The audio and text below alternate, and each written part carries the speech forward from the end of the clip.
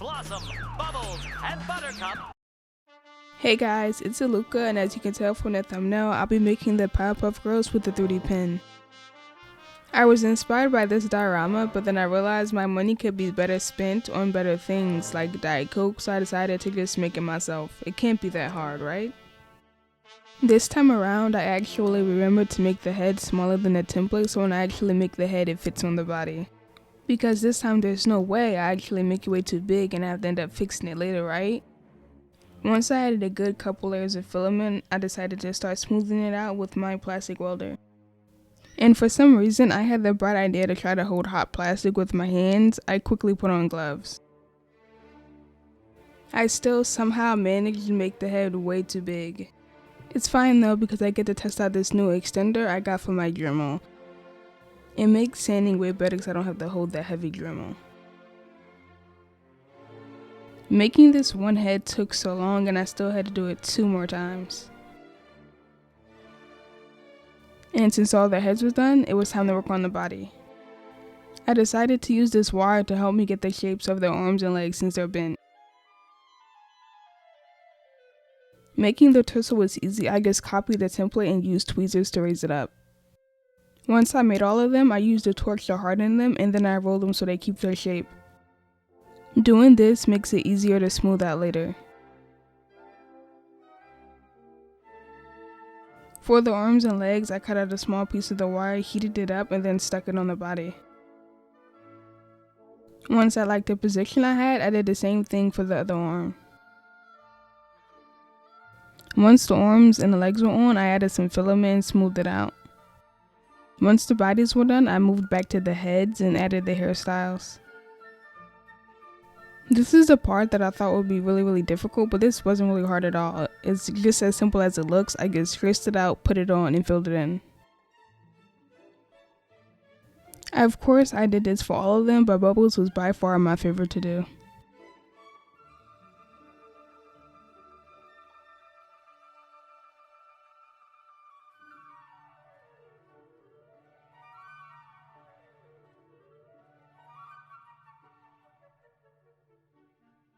Once I was done with the hair, I sanded and smoothed out everything. I carefully moved them to the side to start the base. And to make the pot, I used a lint roller. I gave this 4 coats of filament so it would be really sturdy. And to make the bubbles that are overflowing the pot, I just used the tweezers and created a bunch of circles and then filled it in. I also went ahead and made all 3 of their trails off camera.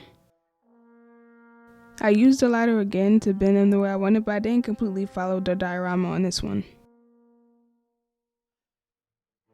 And just like with the Powerpuff Girls, I smoothed and sanded all these pieces. I ended up giving just these pieces a coat of wood filler to cover up some of these spots. This made a giant mess on my table and I didn't show it in this video, but I did do this twice. After you do this, you're supposed to give it a coat of primer filler, but I didn't have any primer filler on hand, so I ended up just using lacquer, and that basically just got rid of all the dust so I could paint it. But before I paint anything, I have to give it a coat of primer. I started painting the pot first because it was black and it was the easiest thing to paint. The top is purple, so I don't really know why I gave it a coat of primer.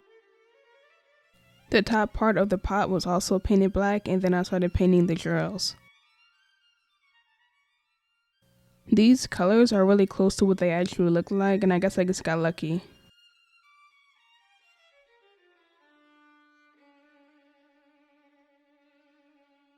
Their hair got painted their respective colors. And for their skin color, I just mixed brown and white together till I got something that was pretty pale. And their eyes was the really difficult part. It's actually the part that I was dreading the most, and I messed this up like 4 or 5 times, not joking. It took me that many times to make all their eyes not look terrible. They still didn't turn out the way I wanted them to, but done is better than perfect. Then I used a black fine point marker to make the rest of the details. I think they look really cute, but now it's time to add them to the base. I ended up using nail glue because I didn't have any super glue, and this was a terrible idea because I ended up breaking and ruining them. I did end up putting them back together. This is how they look like before they fell. And this is what they look like now, but that's all for this video.